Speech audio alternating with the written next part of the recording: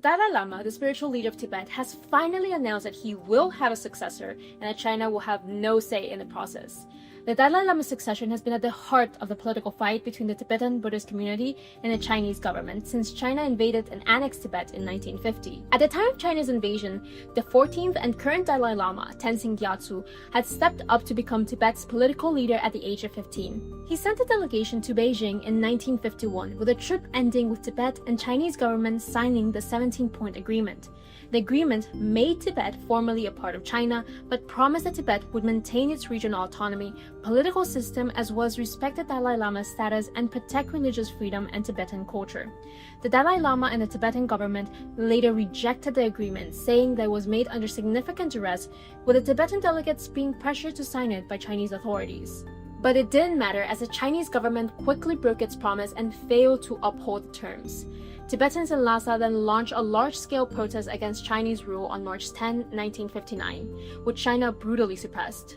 The Dalai Lama fled to India that same year, but remained a strong political leader demanding freedom for Tibet. He eventually relinquished his political authority in 2011, ending the 368-year-old tradition of Dalai Lama serving as both spiritual and temporal or political heads of Tibet. Since then, China has taken full control of Tibet and severely suppressed Tibetan culture and language under its assimilation policies.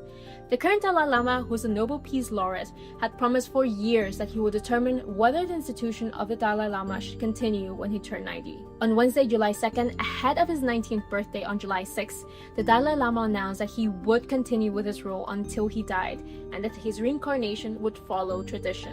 When the Dalai Lama dies, Tibetan Buddhists believe his spirit reincarnates, and the successor is typically identified through spiritual signs and tests administered to young children. China has repeatedly pushed against this stance and insisted that the Dalai Lama must be selected through drawing names from a golden urn, a ritual that dates back to the Qing dynasty in China. It also says that the new Dalai Lama will require final approval from the Chinese government. In 1995, Chinese authorities kidnapped and disappeared the 11th Panchen Lama, the second highest leader in Tibetan Buddhist after the Dalai Lama. The Panchen Lama was 6 years old at the time, and his family members were disappeared along with him. In 2007, China imposed regulations for the selection of the Dalai Lama, stating that the next leader will be found within China's border and recognized by the Chinese central government.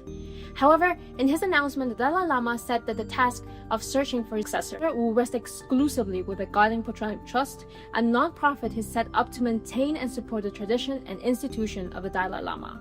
Previously, the Dalai Lama had suggested his successor could be a woman, and in March 2025, he even explicitly stated that his successor wouldn't be found in China, but instead in a free world. Follow for more stories from around the world.